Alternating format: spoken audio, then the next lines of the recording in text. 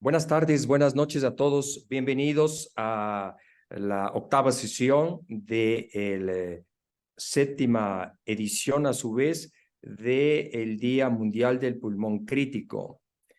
Adicionalmente, esta sesión está auspiciada por Latin American Brain Injury Consortium. Y pues nos place haber organizado esta temática, pues por temas de tiempo no me voy a detener mucho, voy a ir directo al grano. Y quiero rápidamente presentar a los ponentes. Tenemos al doctor Fernando Goldenberg. El doctor Goldenberg es profesor en el Departamento de Neurología y Neurocirugía en la Universidad de Chicago y director de la Unidad de Cuidado Crítico de Neurociencias en la misma universidad. El doctor Maximiliano Haux es profesor de Cuidado Crítico Neurológico en el Centro Médico de la Universidad de Nebraska, los dos en Estados Unidos. Y Daniel Godoy es presidente justamente de Latin American Brain Injury Consortium y director del Comité de Neurointensivo de la Federación Panamericana Ibérica de Medicina Crítica y Terapia Intensiva. Además de trabajar en la unidad de cuidado neurointensivo en el Sanatorio Pasteur, Catamarca, Argentina. Pues vamos a tener la oportunidad de escuchar a gente realmente experta en la temática y en temas realmente trascendentes, pues no cabe la menor duda que el cerebro tiene una interacción con el corazón y el pulmón muy estrecha, lo cual hace que la evolución tanto del uno y del otro pues sea un tema muy importante. Aquí con ustedes, tercer año consecutivo que el LAVI participa, así que es un honor para nosotros en este breve tiempo que tenemos, tratar de transmitirles la puesta al día de lo que significa la interacción entre la presión positiva de fin de expiración y la presión intracraneal. Un poco eso ya lo va a hablar más adelante Fernando, pero me introduzco. Cualquier sea el tipo de injuria traumática, isquémica o hemorrágica, el cerebro dañado en sí genera una serie de respuestas de tipo humoral, de tipo nerviosa, a través de las vías aferentes o eferentes, con la liberación de cierto tipo de cascadas que van a repercutir no solo en el pulmón, sino en todo y cada uno de los órganos que conforman la economía, o sea, el cuerpo entero. De manera tal que hay repercusión a nivel vascular y a nivel parenquimatoso propio del pulmón, ¿sí? Que esto puede originar distintos tipos de trastornos, ¿no es cierto? En un primer lugar, ese fenómeno inflamatorio que se genera puede originar un primer impacto, un primer hit en el pulmón, induciendo cierta o a los mecanismos asociados durante el tratamiento de estos enfermos, como es, por ejemplo, la injuria asociada a ventilación mecánica o neumonía o cualquier otra situación, va a generar una inflamación secundaria, un segundo golpe, y esto puede agravar y perpetuar este círculo vicioso o dispararse hacia otro lado y originar disfunción multiorgánica. De manera tal que esto nos lleva a nosotros, no sé por qué no pasa la diapositiva, a que la ventilación protectiva hoy por hoy sea uno de los pilares en el mantenimiento de un enfermo con una injuria cerebral aguda. Y dentro de esa ventilación protectiva, la presión positiva de fin de expiración juega un rol fundamental. ¿Por qué? Porque esta va a inducir el reclutamiento alveolar, va a aumentar la capacidad residual funcional, su aplicación va a prevenir el desarrollo de atelectasia, sobre todo dependientes de la gravedad, y como en general el paciente está en posición supina, boca arriba, eso corresponde a las regiones posteriores del pulmón. La PIP va a mejorar la relación ventilación-perfusión, va a disminuir el shunt, como dos mecanismos importantes de hipoxemia que se generan durante la injuria cerebral aguda propia, ¿sí? De ella misma, la inflamación o secundaria, alguna complicación que pudiera suceder. La presión positiva de fin de expiración contribuye a que el líquido que está dentro del alvéolo sea desplazado hacia el intersticio. Y de esa manera, todos esos mecanismos van a contribuir a que la oxigenación mejore notablemente. El tema está que al introducir la ventilación a presión positiva, de por sí, ya estamos cambiando la fisiología. Y si encima adicionamos presión positiva de fin de expiración, que normalmente es un fenómeno de retorno a lo normal, habitual en una ventilación espontánea, que es la presión negativa, ese cambio de presiones van a generar ciertas situaciones que son importantes tener en cuenta. No solo la posición del paciente, sino que la presión positiva de fin de expiración va a originar un aumento de presión dentro del tórax, no solo en la expiración, sino también asociado al aumento de presión que se produce durante el fenómeno inspiratorio propio de la ventilación mecánica a presión positiva. Y esto obviamente va a repercutir no solo en el pulmón, no solo en el pulmón, con los mecanismos que anteriormente acabamos de describir, sino que también va a tener repercusión hemodinámica, la que a su vez va a tener repercusión sobre la hemodinamia intracerebral, fundamentalmente la presión intracraneal.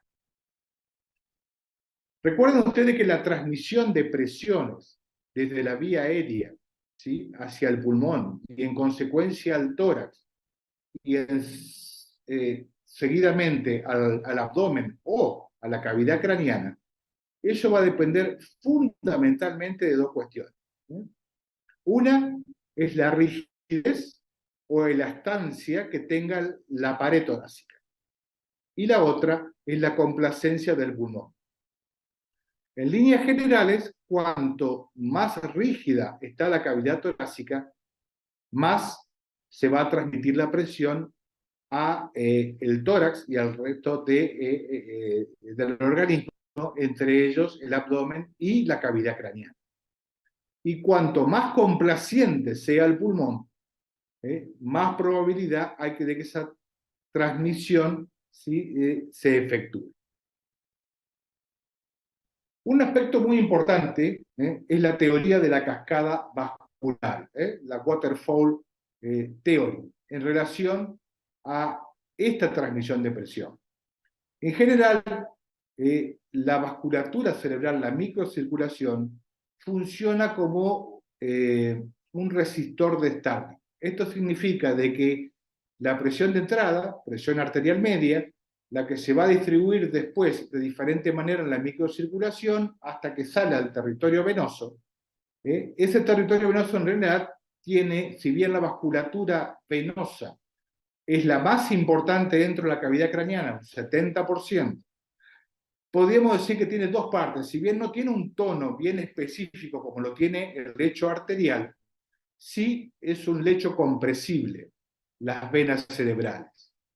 No tanto así se comporta el seno longitudinal superior. El seno longitudinal superior tiene cierta rigidez que en definitiva permite que su presión, o sea, generar un gradiente de presión entre las venas y el seno longitudinal superior. Y ese gradiente de presión al mismo tiempo tiene la influencia de la presión del líquido cefalorraquídeo o la presión del parénquima cerebral. En definitiva, la presión intracraneana, lo que va a originar un colapso a la salida. Ahora bien, si por alguna razón el aumento de presión dentro del seno longitudinal superior o dentro de la cavidad torácica que se transmite a las venas yugulares y de ahí al seno longitudinal superior es mayor, ¿sí?, se genera un gradiente en el sentido inverso que puede permitir, ¿sí?, la apertura de este lecho vascular y de esa manera tener cierta influencia, sí, ahora sí, sobre la presión intracraneal. Hace tiempo, un tiempo atrás, describimos el modelo tricompartimental. ¿Qué significa esto? Que hay un interjuego de presiones entre el tórax, el abdomen y la cavidad craneal. Esto es importante porque el tórax está a través del cuello conectado con la cavidad craneal.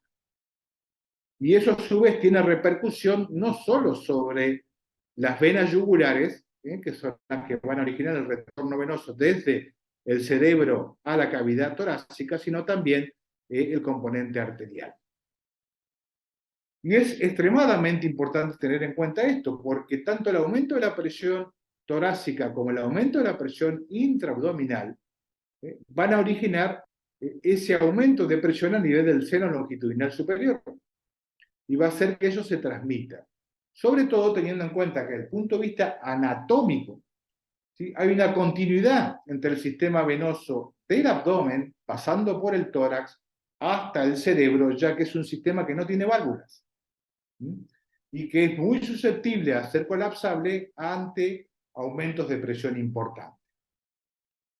Otra cuestión, si se quiere, nueva de este último tiempo, es que el líquido cefalorraquídeo cada vez conocemos más, cuya dinámica está cambiando notablemente, sobre todo después del descubrimiento del sistema linfático. El sistema linfático que está íntimamente relacionado a la unidad vascular cerebral y que tiene mucho que ver con todos los mecanismos de reabsorción de líquido que ocurren a nivel del parénquima. Todo esto nos hace pensar de manera diferente desde el punto de vista fisiopatológico. Y esto también tiene repercusión, ya que el drenaje linfático del tórax y el abdomen, cuando aumenta la presión intraabdominal, ese drenaje y el flujo linfático va a disminuir, ¿sí? Y va a tener un interjuego y un círculo vicioso con la presión intraabdominal y también con la presión, ¿sí?, de líquido cefalorraquídeo, y por ende, ¿sí?, esto se complica aún más, pero siempre teniendo en cuenta la relación que existe. Fíjense ustedes qué interesante que es esta cuestión. ¿Cuál es la presión intracraneana normal? La presión intratorácica normal a presión positiva, porque ustedes saben que normalmente lo hacemos en presión negativa y esto se modifica de acuerdo al peso, de acuerdo a la gravedad del pulmón, y la presión intraabdominal.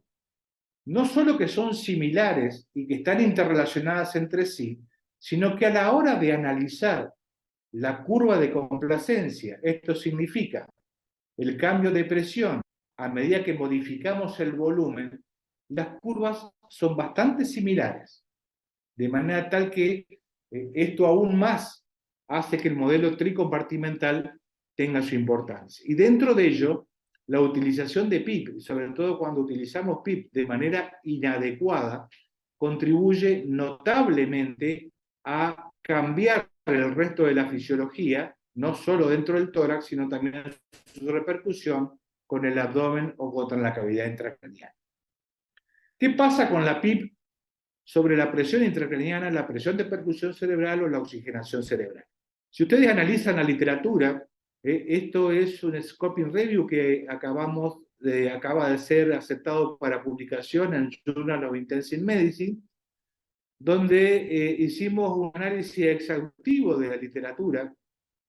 Nos quedamos solo con 36 artículos, cuya característica fundamental ni siquiera nos dio para un metaanálisis debido a la heterogeneidad. La heterogeneidad en muchísimos aspectos, pero básicamente desde el punto de vista metodológico. Cada cual usa un nivel determinado, una cadencia de aumento o disminución, métodos de medición, de monitoreo, que hacen de que el scoping review era lo más indicado para llevar a cabo. Dentro de eso, solamente para no aburrirlos, sino únicamente para tratar de corroborar los conceptos fisiológicos que acabamos de vertir, es que la repercusión que tiene la PIP sobre la PIC va a depender, como dijimos anteriormente, de dos variables fundamentales. Una, la rigidez de la cavidad torácica, y otro, cuánto más o menos dañado esté el pulmón. En líneas generales, este es un estudio hecho en cerdos, son 8 cerdos que fueron sometidos a diferentes situaciones, con o sin hipertensión endocraniana, con o sin rigidez del tórax, o con o sin el agregado de la injuria pulmonar. Y ven ustedes que fundamentalmente a más daño del pulmón o a más rigidez de la cavidad torácica, menor va a ser la transmisión de la presión positiva de fin de expiración hacia la cavidad intracraneal. Este es un estudio que son 341 pacientes, fíjense ustedes, en ventilación mecánica con distintos tipos de injuria cerebral aguda, en realidad una mezcla de stroke, isquémico hemorrágico, hemorragia subaracnoidea y trauma de cráneo. todos con lesión pulmonar aguda, pero sin hipertensión endocraniana, casi 30.000 determinaciones pareadas. Ven ustedes que el aumento importante que se produce por cada centímetro de agua de PIB está aproximadamente 0,3 milímetros de mercurio de incremento de la presión intracraneal. Y que esto generalmente ocurre en daño pulmonar extremadamente severo, extremadamente severo. Lo mismo con el descenso de la presión de perfusión cerebral. Por cada centímetro de agua de PIB, solo desciende un 0,8 milímetros de mercurio la presión de perfusión cerebral. O sea que prácticamente no hay ningún tipo de repercusión si es utilizada como corresponde y monitorizada. Otra cuestión importante es ver ustedes que cuando nosotros dividimos a los pacientes y colocamos PIC en aquellos que responden o reclutan, son reclutadores, y aquellos que no, los pacientes que no reclutan tienen una tendencia importante a generar una retención de dióxido de carbono. Y esa es la causa principal para que se produzca vasodilatación y aumento de la presión intracraneal. De manera tal que cuando la PIC origina, ¿sí?, el fenómeno que busca, esto es reclutar, el reclutamiento alveolar, en general es absolutamente inocua y no tiene ningún tipo de repercusión hemodinámica sobre la presión intracraneal. Y no solo eso, sino que también aumenta la oxigenación cerebral. Cuando uno analiza en líneas generales los pros y los contras de la presión de fin de expiración sobre los diferentes órganos o sistemas del cuerpo, van a ver que aumenta la oxigenación cerebral, pero puede potencialmente aumentar la presión intracraniana, o disminuir en realidad el flujo sanguíneo cerebral, la presión de perfusión y la complacencia. Y como ven ustedes también el volumen sanguíneo cerebral, o sea, el vasodilatación, en el caso de que no reclute, ¿sí?, genera la retención de CO2, un aumento de la presión intracraniana. Pero a nivel hemodinámico sistémico, ese aumento de la presión intratorácica va a disminuir el retorno venoso al corazón, por ende va a disminuir la precarga, va a disminuir el volumen sistólico, va a disminuir el gasto cardíaco. No solo por eso, sino que produce vasoconstricción pulmonar, aumento de la poscarga del ventrículo derecho, no así la del ventrículo izquierdo, cuya poscarga en general disminuye y el vaciamiento del mismo se ve facilitado por la presión positiva de fin de expiración. A nivel pulmonar, ya lo hemos dicho, sus efectos benéficos, el reclutamiento, aumento de la relación ventilación-perfusión, por ende la presión arterial de oxígeno, y en definitiva va a disminuir el colapso alveolar y el shunt. Y sus efectos negativos, cuando no está bien titulada, es la hiperinflación pulmonar, la sobredistensión, el aumento del espacio muerto, la retención de dióxido de carbono, la inflamación del pulmón o biotrauma, y si es exagerada, hasta puede originar daño del pulmón con el barotrauma consecuente. Pero también tener en cuenta de que ese aumento de presión intratorácica puede tener su repercusión no solo en el cerebro, sino en el abdomen.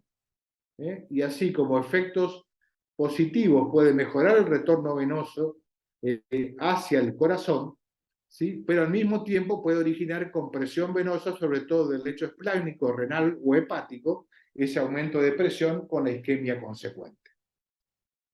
De manera tal que es importante tener en cuenta cuando uno titula la PIP, hacer el monitoreo multimodal, pero no solo cerebral, sino respiratorio, sistémico, fundamentalmente intratorácico y abdominal. Así todo, las metas al titular PIP, ¿sí?, es obtener una oxigenación adecuada. Esto significa una PO2 de 60, aunque las guías actuales en relación a la injuria cerebral aguda recomiendan, con un bajo nivel de evidencia, pero recomiendan al fin entre 80 y 110 milímetros de mercurio, una saturación arterial de oxígeno que supera el 92%, una CO2 normal, con métodos de monitoreo de ventilación mecánica, esto es una tripping pressure menor a 13 centímetros de agua, un poder mecánico menor a 17 joules por minuto, en el caso de que tengamos monitorizada la presión transpulmonar menor a 20 centímetros de agua y una compliance mayor a 30. Los parámetros a nivel cerebral son una presión intracraniana menor a 22, una presión de perfusión por encima de 55, con una buena oxigenación, manteniendo yugular, o sea, una medición global más del 50, o una presión tisular de más de 20, manteniendo una presión intraabdominal normal, con una buena diuresis horaria, y obviamente mantener al individuo absolutamente eubolémico antes del inicio de la colocación de PIP para evitar esos efectos hemodinámicos. Por último, en esa revisión que hicimos, creamos un acrónimo, de manera tal que sea práctico, sea sencillo de recordar a la hora de titular la PIP. Le dimos el nombre de departamento con la sigla en inglés Department. ¿Qué significa esto? La D da más. Esto significa que cuanto más daño tenga el pulmón, menos probabilidad de transmisión de la presión positiva de fin de expiración al tórax y en consecuencia a la cavidad intracraneal. La E significa eubolemia. ¿Qué significa esto? Que para evitar los efectos hemodinámicos de la PIP, ya sea en su inicio o cuando uno la va titulando, es importante mantener al paciente normovolémico. Recuerden ustedes que son pacientes que de por sí la ventilación a presión positiva ya genera cierto trastorno hemodinámico, son pacientes con trauma de cráneo o daño cerebral que al mismo tiempo están bajo pseudoanalgesia profunda, con las consecuencias que esto tiene, de manera tal que la eubolemia es importante de mantener. Como regla general y para que no haya ningún tipo de trastorno, y como regla mnemotécnica, jamás utilice más PIP que la PIC. O sea, la PIP utilizable no debe ser mayor a la presión intracraniana monitorizada. Analiza a través de los gases sanguíneos arteriales cuáles son las metas, dijimos entre 80 y 110 milímetros de mercurio y una CO2 normal. No se olvide que hay una relación entre PIP, presión intratorácica, entre el abdomen y la PIP. Titule lentamente y siguiendo el monitoreo, en el punto siguiente, no solo de la presión intracraniana, sino de qué es lo que sucede con la mecánica respiratoria, qué es lo que sucede con la hemodinamia sistémica. Utilícela siempre, no tenga miedo, ya que no hay ningún tipo de contraindicación para utilizar PIP. PIP es una medida muy segura, forma parte de la ventilación protectiva. El tema es que si uno sigue ciertos parámetros no va a haber ningún tipo de problema. Mantenga una hemodinamia sistémica normal y a la hora, ¿sí?, de titularla como al mismo tiempo disminuirla, hágalo gradualmente. De manera tal que hemos dado un pantallazo de cuál es la puesta al día de lo que es la influencia que tiene la PIP sobre la presión intracraneal. Muchas gracias y buenas tardes a todos. A mí me toca hablar de la fisiología de interacción pulmón-cerebro y voy a tratar de ser rápido. No tengo tanto para decir. El asunto es así. En la injuria cerebral aguda, independientemente del mecanismo o la etiología, la aparición de complicaciones cerebrales y pulmonares es altamente prevalente. Hay claramente una interacción ahí. Hay básicamente dos teorías. Una, Dani ya la expuso hace 10 o 15 minutos. Una de ellas, la que Dani no habló, es la que se llama blast injury, que explica o trata de explicar un poco la fisiopatología del daño pulmonar.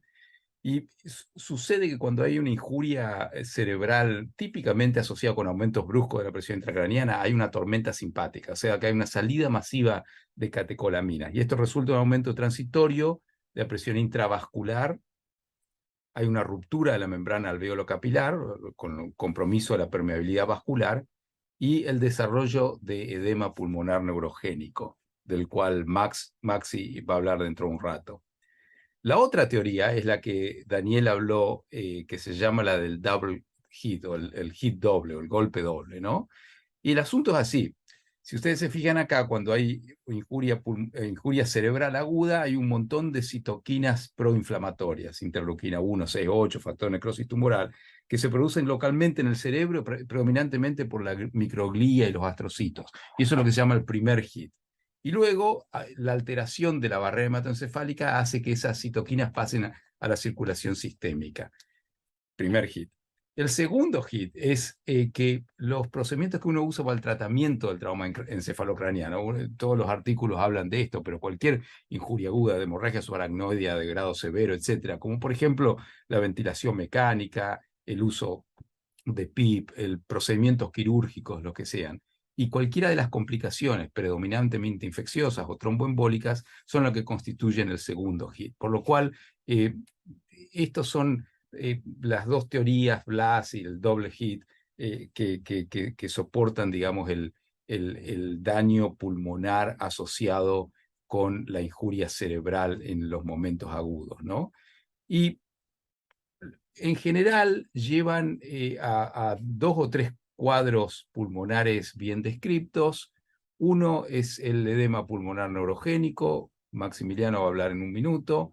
El otro es el síndrome de distrés respiratorio del adulto. Todos ustedes son especialistas del pulmón, saben más que yo, no voy a ponerme a hablar de eso. Y otra es la neumonía asociada a la ventilación mecánica. Y la neumonía asociada a ventilación mecánica, ustedes saben, en general puede ser secundaria o comúnmente a microaspiración, a veces aspiración masiva. Los factores de riesgo en estos pacientes son los que están aquí: politransfusión, edad, obesidad, diabetes, inmunosupresión, enfermedad pulmonar crónica, uso de barbitúricos, sedación, relajantes musculares, uso previo de antibióticos. Y los artículos que revisan esto dicen que la incidencia de neumonía asociada a la ventilación en pacientes al menos con trauma de cráneo severo es de hasta el 60%, un número altísimo. Ahora, cuando uno habla al revés, este mecanismo, ¿no? Hay injuria pulmonar asociada a la lesión neurológica aguda, pero también hay una interacción al revés, ¿no? Cuando la injuria es pulmonar, cómo afecta a la función cerebral, ¿sí? Y para esto, del pulmón hacia el cerebro, hay 3 descripciones de la fisiopatología. Una que habla de la vía humoral y dice que el reclutamiento de monocitos y macrófagos en los pulmones aumenta los niveles de mediadores inflamatorios que pueden llegar al sistema nervioso central. Esa es la vía humoral. La vía neural es la conexión a través del nervio vago, ¿no? Hay una conexión, por supuesto, el núcleo del tracto solitario, el nervio vago, y los estímulos sensados a nivel pulmonar u otros órganos tienen una conexión directa, una vía directa retrógrada hacia el cerebro. Y ustedes saben que cada vez hay más investigación y datos experimentales que hablan de esto y de la regulación o disregulación que el nervio vago ejerce desde el cerebro hacia abajo y desde abajo hacia el cerebro. Y la tercera teoría fisiopatológica es lo que se llama la vía celular, en la cual dice que la liberación de factor de necrosis tumoral pulmonar estimula la liberación de esta sustancia que se llama monocito chemoattractant proteína 1 a nivel cerebral, lo cual estimula el reclutamiento de monocitos activados en ambos, el sistema nervioso central y el sistema periférico, nervioso periférico. Y eso también sería parte de la explicación de complicaciones neurológicas no centrales en pacientes con daño pulmonar, ventilados crónicamente, etcétera, como por ejemplo la neuropatía o la miopatía asociada a la enfermedad crítica. Uno de los temas interesantes es cómo afecta una lesión pulmonar que lleva a hipoxemia, cómo afecta la función cerebral. Y la hipoxia cerebral es un tema debatido en la literatura. Cuando me refiero a hipoxia, me refiero solamente a una caída de la presión arterial de oxígeno que lleva a la hipoxia del tejido cerebral, en ausencia de compromiso hemodinámico, en ausencia de shock, hipotensión o de paro cardíaco. Y digamos, digo es debatido porque la evidencia experimental dice que en general la hipoxia sola, cuando es sostenida, la hipoxemia cuando es sostenida en el tiempo, en general, a menos que sea extremadamente severa, lleva a un daño de la sinapsis neuronal, por lo tanto lleva a una distorsión funcional y es potencialmente reversible. La hipoxia cerebral aislada, sin compromiso hemodinámico, sin isquemia, en general es reversible y no lleva al daño neurológico o neuronal permanente. El otro tema que tiene gran importancia acá y en el cual Daniel habló hace un ratito, es el tema de la hipertensión endocraniana potencialmente, y yo me voy a referir acá, voy a hacer hincapié en cosas que tienen que ver con la oxigenación y con la presión parcial de oxígeno y cómo afectan la hipertensión endocraniana potencialmente. Uno de los temas que es interesante es perdón que algunas de las diapositivas están en inglés, pero es la regulación del flujo arterial cerebral, ¿sí? Y esto se refiere al flujo arterial cerebral solamente. Pero el cambio de calibre de los vasos cerebrales, ¿sí? Particularmente por el diámetro de las arteriolas, es lo que determina lo que se llama el volumen arterial intracraniano, ¿sí? O el volumen de sangre cerebral intracraniano. Y los cambios pueden ser rápidos y en general son en respuesta a cambios de la presión arterial sistémica, a cambios en la PCO2 y de cambios en la PO2. Y esto, digamos, el volumen de sangre intracraniana en el compartimiento arterial, dependiendo de estas alteraciones, tiene un rango de volumen muy variado, que puede ir de 15 a 70 mililitros. Ah, eh, como dijimos, la respuesta a la presión parcial de oxígeno y de anhídrido carbónico en el flujo cerebral arterial es independiente del grado de presión intracraniana. La hipercapnia y la hipoxemia, ambos, causan vasodilatación cerebral, ¿sí? Y en general, los vasos cerebrales son menos respondedores a cambio de la presión arterial de oxígeno que a los del CO2, o sea, son más sensibles a los cambios de la presión parcial de dióxido de carbono. Ahora, digamos, cuando hay hipoxemia, el flujo sanguíneo cerebral, en respuesta a los cambios del diámetro vascular, en general no cambia mucho a menos que la PO2 sea extremadamente baja. Y en general, cuando la PO2 es menos de 50 milímetros de mercurio, el flujo aumenta, pero en realidad se duplica cuando la hipoxemia es severa con una PO2 de menos de 30 milímetros de mercurio, ¿sí? Y por el otro lado, la hiperoxemia no produce cambios marcados en el flujo sanguíneo cerebral. La hipercapnia ahora, hay una relación casi lineal con los niveles de PCO2 y el flujo sanguíneo cerebral cuando la PCO2 está entre 20 y 80 milímetros de mercurio. Eh, el, el, em, el, Y digamos, esto es extremadamente importante recordar, ¿sí? Porque puede llevar a cambios significativos de la presión intracraniana.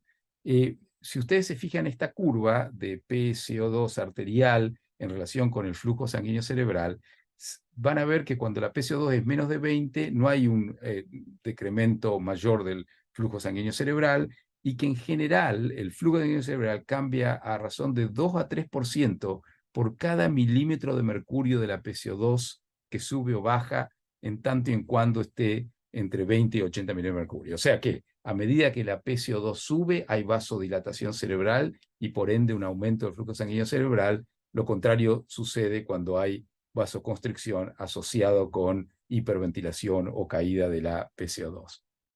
Todo esto tiene importancia por el tema de la teoría de Monro Kelly, que dice que el cráneo es un compartimento rígido, que los contenidos del cráneo son una mezcla de fluidos y una gelatina, y por lo tanto son no compresibles, ¿sí? Y que cuando uno adiciona cualquier masa, algún compartimiento normal tiene que ser desplazado para permitir que esa masa quepa dentro del cráneo. Y en concreto, digamos, en el compartimiento intracraniano se tiene un volumen de aproximadamente 1,5 litros. El parénquima cerebral ocupa 1.200 mililitros, el flujo sanguíneo cerebral unos 150 y el volumen de sangre intracraniana otros 150, de los cuales la mayor parte de esos 150 están en el compartimiento venoso y probablemente 50 como promedio están en el compartimiento arterial a un nivel de regulación normal. La importancia de todo esto tiene que ver con el tema de la presión intracraniana, ¿sí? Si uno aumenta el volumen intracraniano porque, por ejemplo, el paciente tiene hipercapnia y eso llevó a la vasodilatación cerebral y eso llevó a un aumento del volumen de sangre intracraniana, eso puede generar un aumento de la presión intracraniana dependiendo en qué parte de la compliance cerebral ese paciente está, el aumento de presión intracraniana puede ser pequeño o puede ser significativo con aumentos pequeños del volumen intracraniano. Como para reflejar esto, hay una cosa que está escrita en todos lados, que son las ondas plató o ondas A de la presión intracraniana, que lo uso simplemente acá como un ejemplo porque la fisiopatología es espectacular, ¿no? Y las ondas plató están descritas como aumento significativos y súbitos de la presión intracraniana, generalmente llega a 50, 100 milímetros de mercurio, entre 50 y 100, y que es sostenido por 5 a 20 minutos. Y luego eso baja solo. La realidad es que estas son descripciones relativamente antiguas, de hace unas cuantas décadas, porque hoy en día ninguno espera 20 minutos de una presión intracraniana de 70 sin actuar y tratar de bajarla antes, ¿no? Pero en general lo que manifiestan es un decremento de la compliance intracraniana. Y la fisiopatología es esta, ¿no? Cualquier episodio de vasodilatación lleva a que genera un compromiso de la vasodilatación sistémica, lleva a un compromiso de la presión arterial media. En general, para autorregular el flujo, eso lleva a una vasodilatación arterial. Y la vasodilatación arterial intracraniana aumenta el contenido de sangre intracraniana, ¿no? El volumen de sangre intracraniana. Y eso lleva a lo que dijimos, un aumento de presión intracraniana que compromete aún más la presión de perfusión cerebral, y eso lleva a una mayor vasodilatación intracraniana, y esto se transforma en un círculo vicioso. El motivo por el que hablo de esto en este día del pulmón crítico es porque si uno se fija en este cuadro de la cascada vasodilatadora que yo recién nombré, donde está en el episodio de vasodilatación a la derecha, ustedes van a ver que, digamos, una disminución del delivery de oxígeno o una hipercapnia, por ejemplo, la hipoxemia o hipercapnia, llevan a la vasodilatación cerebral, como mencionamos antes. Y la vasodilatación cerebral lleva a un aumento del volumen de sangre intracraniana, eso lleva a un aumento de la presión intracraniana, y el aumento de la presión intracraniana compromete aún más de la presión de perfusión cerebral, y esto se transforma en una cascada vasodilatadora que lleva al aumento de la presión intracraniana, y es algo que nosotros vemos en la práctica clínica todo el tiempo.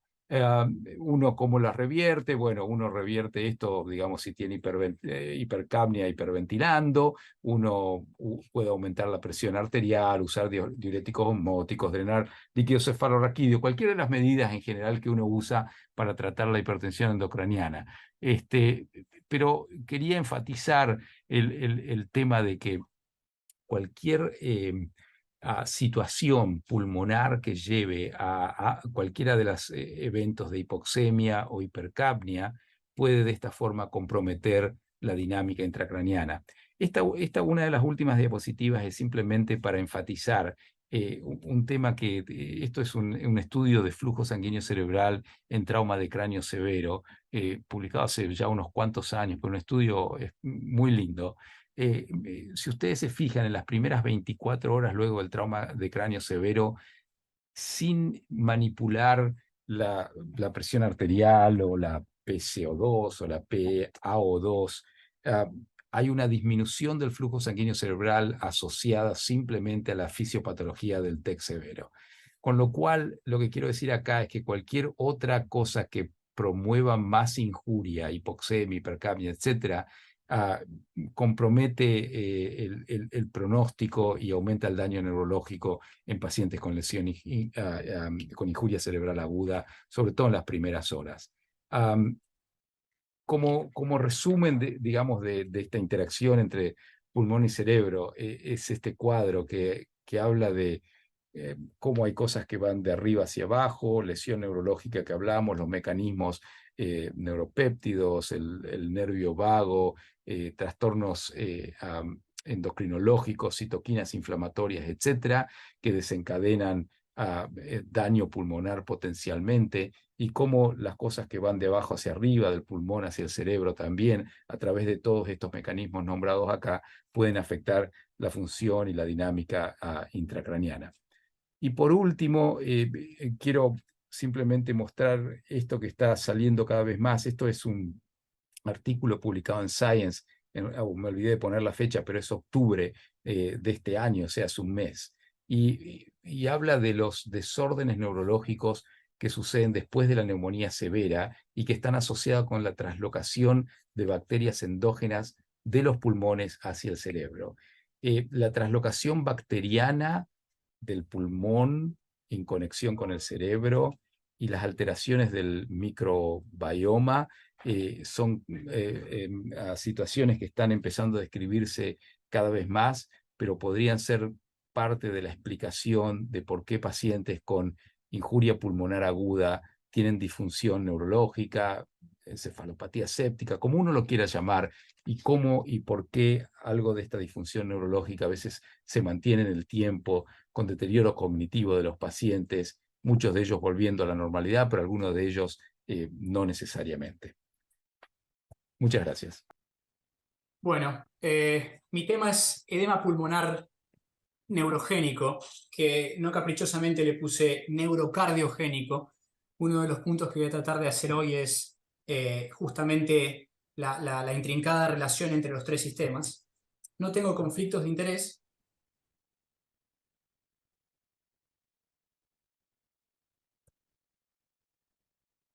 Y estos son los objetivos de la charla. Para empezar, la relación entre los problemas cerebrales y la hemodinamia se empezó a ver a principios del siglo pasado y fue mayormente a partir de reportes en la Primera Guerra Mundial que se le empezó a dar relevancia, ya que se empezaron a ver personas o soldados con heridas de bala en cráneo que tenían edema pulmonar y eran por otra parte sanos. Debo decirles que no hay una muy buena definición para el edema pulmonar neurogénico. Se han intentado adaptar algunas definiciones del distrés respiratorio que me parece que son poco felices porque no comparten mucho con el edema pulmonar neurogénico en fisiopatología y sobre todo en evolución clínica. Pero creo que podemos acordar es que es un edema bilateral de comienzo agudo en pacientes con injuria neurológica central. Y esto es donde requiere un poco la cabeza del intensivista, es la ausencia de causas alternativas. Y la primera de las cosas que ustedes se preguntarán es si en ausencia de patología cardíaca es uno de los requisitos para decir que es un edema neurogénico. Bueno, voy a tratar de convencerlos, es que formando parte de la misma fisiopatología uno debe pensar en el corazón como un actor principal de este problema. Generalmente es inmediato a la injuria neurológica, pero algunas veces es retardado, y esto se ve sobre todo cuando el problema de base no se ha resuelto y puede aparecer hasta 24 horas luego de la injuria neurológica. Y la causa es el daño del sistema nervioso central, que puede ir desde hemorragia subaracnoidea, que es donde más estudiado y más reportado está, quimioterapia intratecal, lesiones medulares, cualquier tipo de injuria neurológica aguda puede desencadenar este tipo de edema. Los más frecuentes y de donde sacamos la mayoría de los datos es de la hemorragia subaracnoidea, de las convulsiones y sobre todo del estatus epiléptico y del traumatismo encefalocraniano. La epidemiología nuevamente está limitada por la escasez de datos agrupados. Todo lo que sabemos del edema pulmonar neurogénico se basa en pequeños reportes de casos, pequeñas series, lo que no permiten estimar con la frecuencia. La frecuencia seguramente está subestimada. Y sobre todo porque hay casos muy leves que se pierden, y si uno usa las definiciones que se han propuesto, esos pequeños casos de un edema leve que requiere un poco de oxígeno por cánula nasal, probablemente uno no lo va a tomar como un caso prevalente. Lo mejor que tenemos es un metaanálisis de este año de hemorragia subaracnoidea que estima que la prevalencia es del 13%. En pacientes con traumatismo encefalocraniano, dependiendo de las personas que mueren en el acto, estos son estudios por autopsia, puede ir desde el 30% hasta 50% en los que mueren en 96 horas luego de la injuria. En el estatus epiléptico generalmente se reporta que se da en 1/3 de los pacientes. Y algo que es interesante es que en los pacientes epilépticos con muerte súbita, los pacientes epilépticos tienen aumento de la incidencia de muerte súbita, se ha visto en autopsias, pacientes nuevamente sanos por otra parte, que tenían edema neurológico, edema pulmonar, y esa ha sido la causa del deceso. Fisiopatológicamente, acá trato de representar la injuria neurológica con este rayo que va a desencadenar, como bien describía Fernando, una descarga simpática. Esta descarga simpática, si uno quiere ir a la definición pura de edema neurogénico, actúa en la circulación pulmonar aumentando la permeabilidad y eso genera el edema. Hay 4 teorías que se proponen para explicar el edema, y la única que involucraría solamente la circulación pulmonar es la hipersensibilidad adrenérgica. Esas vénulas pulmonares aumentan la permeabilidad con el estímulo adrenérgico y eso genera edema. Sin embargo, la teoría neurocardíaca, que es la que represento acá a la izquierda, que es la descarga catecolaminérgica haciendo lo mismo que en la circulación pulmonar en el corazón y dando una cardiopatía por estrés, la teoría neurohemodinámica y la teoría de la explosión, todas involucran el sistema cardiovascular. Como muy bien explicó Fernando con el Blast Theory, esa teoría es básicamente aumento de las presiones del lado izquierdo y aumento de la resistencia vascular periférica que aumenta el flujo sanguíneo del lado derecho a alta presión y desencadena un edema pulmonar. Pero con o sin cardiopatía por estrés, y este es por ahí uno de los mensajes que quiero dejar hoy, el sistema cardiovascular juega un papel preponderante en el desarrollo de edema pulmonar neurogénico. El diagnóstico principalmente tenemos que tener una sospecha clínica. Si uno no lo sospecha, generalmente lo pierde. Los signos de activación simpática en un paciente con injuria neurológica aguda nos puede ayudar. Taquicardia, hipertensión, leucocitosis, fiebre, etc. Frecuente de ver en los pacientes con hemorragia subaracnoidea de mal grado. La ecografía es fundamental, tanto para el diagnóstico del edema como para la estimación rápida al costado de la cama de la función cardíaca. Y eso debe seguirse con un estudio un poco más exhaustivo de la parte cardíaca, con electrocardiograma, troponinas y un ecocardiograma formal para ver si hay signos sutiles de cardiopatía por estrés que uno puede perder con la ecografía al costado de la cama del enfermo. Hay que descartar diagnósticos alternativos, pero creo que eso se hace más que nada con la evolución clínica del paciente, y todos ustedes son mucho más expertos que yo para poder encontrar todas esas causas. El tratamiento varía de acuerdo a la repercusión clínica. Como les dije, va desde un poco de aporte de oxígeno con métodos muy sencillos, hasta la ventilación mecánica y soporte cardíaco avanzado cuando es necesario. Se debe resolver el problema de base. Sin esto, generalmente el estímulo no cesa y el edema se perpetúa. La presión positiva es parte del diagnóstico de sostén, del tratamiento de sostén. Y uno de los puntos que quería enfatizar es el tema de los diuréticos. Generalmente cuando uno ve edema pulmonar tiende a pensar en tratamiento con diuréticos. Si bien no es un no rotundo en estos casos, hay que tomar varias consideraciones. Primero, cuando el edema pulmonar está mediado por cardiopatía por estrés, ahí sí no hay que dar diuréticos. Y si se hace, hay que hacerlo con mucho cuidado, porque si hay cardiopatía por estrés, hay que evaluar si hay obstrucción del tracto de salida del ventrículo izquierdo, que es algo que se suele ver con la cardiopatía por estrés. Y en esos casos, la expansión con volumen, más que la restricción de volumen y los diuréticos, está indicado. Lo mismo si no hay obstrucción del tracto de salida. La diferencia es que uno podría usar inotrópicos en vez de evitarlos, como cuando ya hay obstrucción del tracto manifiesto, pero los diuréticos no son de elección, al contrario, estarían contraindicados en este caso. De no haber cardiopatía por estrés, lo que contraindica más que nada los diuréticos es el contexto general. Los pacientes con hemorragia subaracnoidea, por ejemplo, y sobre todo los que tienen mal grado, que son los que tienen más chances de tener esta complicación, tienen un déficit de fluidos de aproximadamente 2 litros. Los pacientes, por ejemplo, con estatus epiléptico se presentan con contracción muscular sostenida, rabdomiólisis, aumento de pérdidas insensibles. Todos esos pacientes tienen depresión de volumen. Y los pacientes con trauma, muchísimo más. Entonces los diuréticos, si bien no es una contraindicación, hay que usarlos con mucho cuidado y en la mayoría de los casos no están indicados. Hay muchas incógnitas. No hay una definición aceptada, lo que limita la inclusión de pacientes y la estandarización para la investigación. Los biomarcadores podrían ayudar, biomarcadores de activación simpática que nos ayuden a formar un score para poder definir cuándo es más probable que sea edema cardiogénico o neurogénico, perdón, versus otro.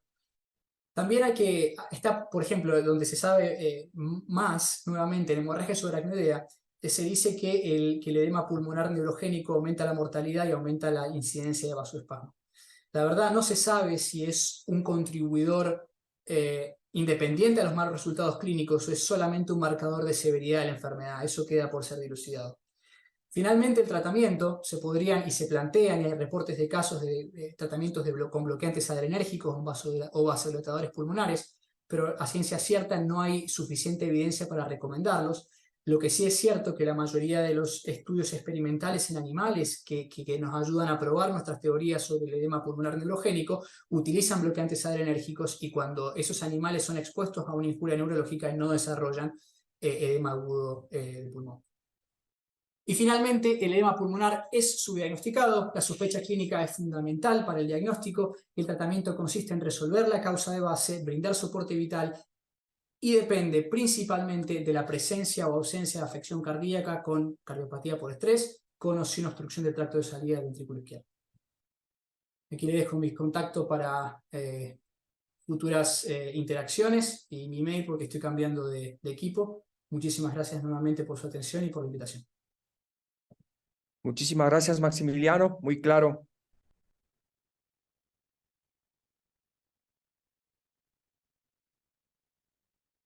Muy bien.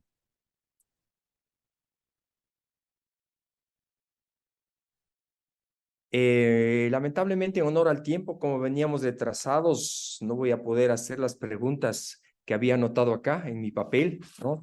Me han dejado. En todo caso, las presentaciones han estado de altísimo nivel, el mensaje ha quedado clarísimo para el auditorio. Quiero finalizar agradeciendo de manera personal por la colaboración con esta sesión del doctor Fernando Goldemer, del doctor Maximiliano Haus y del doctor Daniel Godoy. Muchísimas gracias. Quedo muy agradecido y saludos desde Quito, Ecuador a ustedes. Que les vaya muy bien. Felicidades de Argentina el domingo. Gracias, Manuel. Gracias por la invitación.